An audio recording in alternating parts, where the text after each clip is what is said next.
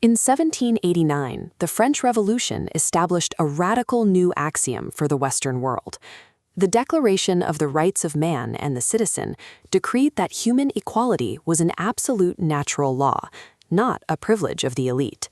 Following the Enlightenment, France defined its global identity as the ultimate arbiter of liberty, secular justice, and universal human rights. This ideological purity stood in direct opposition to the events of 1830, when the French military launched a massive invasion across the Mediterranean to occupy the city of Algiers. This invasion initiated a 132-year colonial occupation of Algeria.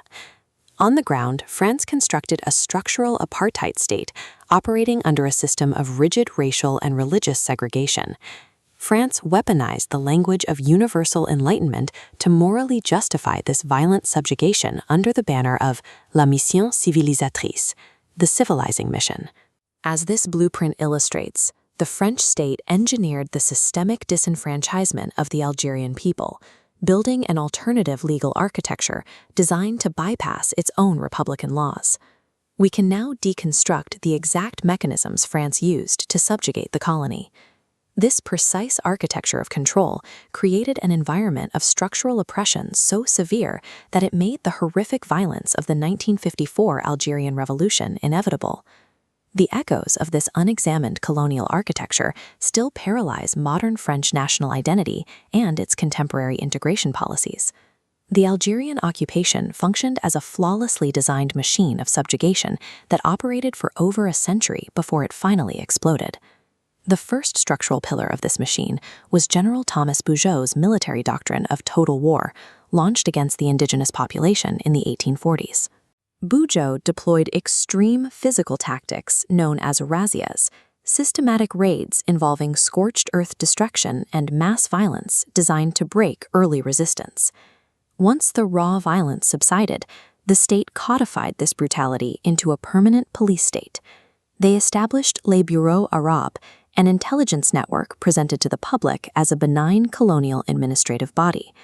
The army used these bureaus to meticulously map local tribes, property ownership, and political loyalties, building a comprehensive database for state exploitation. The state successfully transformed physical terror into bureaucratic surveillance, turning indigenous survival into a constantly monitored act. The second pillar, economic erasure, relied on the implementation of the 1844 land law.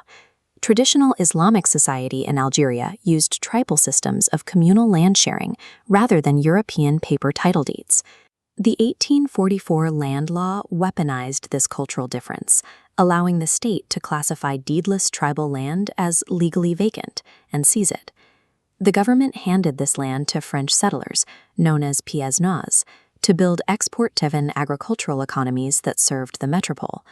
These policies resulted in the engineered starvation of nearly 300,000 Algerians by 1867, as they were cut off from their traditional food supplies. Colonial economic policy was designed to physically starve the indigenous population into low-wage subservience. The 1931 Colonial Exposition in Paris presented a sanitized public relations face of the empire, celebrating the good works of French intervention. On the ground, the third pillar, cultural annihilation, was enforced by the 1850 presidential decree. This educational system functioned as an apparatus of indoctrination, designed to sever the youth from their heritage. The state legally expunged the Arabic language from public instruction, forcing students to adopt French. Catholicism was systematically conflated with Frenchness, leading to the criminalization and suppression of visible Islamic practices. By erasing their language and religion, the state ensured Algerians were made cultural foreigners within their own homeland. The final, most restrictive structural element was Pillar 4, defined by the 1881 Code de l'Indigénat, or Native Code. In 1865, the state legally classified indigenous Algerians as French nationals, annexing them into the Republic. As nationals, Algerians were taxed and conscripted for French wars, yet denied political rights granted to French citizens. This framework created a second generation forced into a permanent, unresolvable psychological and legal identity crisis. A population explicitly told they were part of France was simultaneously treated as racially and religiously antithetical to the Republic.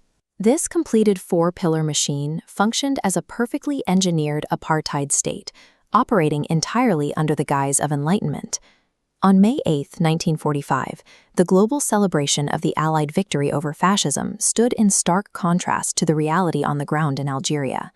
During the Sétif massacre, French forces fired upon peaceful Algerian demonstrators who were demanding the universal rights promised by the Allies. The French army executed a massive, disproportionate military slaughter in retaliation for the ensuing riots, killing thousands of civilians. Sétif permanently shattered the illusion of the civilizing mission for the indigenous population. The massacre exposed a republic celebrating its liberation from fascist occupation while simultaneously committing mass colonial slaughter. For a new generation of Algerians, Sétif proved that peaceful political reform within the colonial machine was no longer possible. Intellectual Aimé Césaire presented a radical thesis, equating European colonial mechanics directly with the methodologies of fascism. Psychiatrist Frantz Fanon analyzed the severe psychological trauma inflicted by this specific colonial architecture on the colonized mind.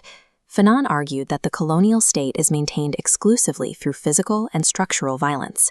He concluded that the colonized subject can therefore only dismantle the colonial state through reciprocal, absolute counterviolence. This theoretical logic led directly to November 1, 1954, and the birth of the FLN, the National Liberation Front. The horrific asymmetric warfare of the Algerian War functioned as the engineered output of a century of the civilizing mission pressing down on a desperate population. In the present day, we can now step back and examine the core finding of post-colonial research on modern France. France's contemporary political struggles with integration, immigration, and Islamophobia stem directly from this unexamined history. Modern policy debates still unconsciously carry the institutional memory and assimilationist demands of the 1881 Native Code. The systemic marginalization of modern immigrants is a direct continuation of the identity crisis engineered by the colonial state.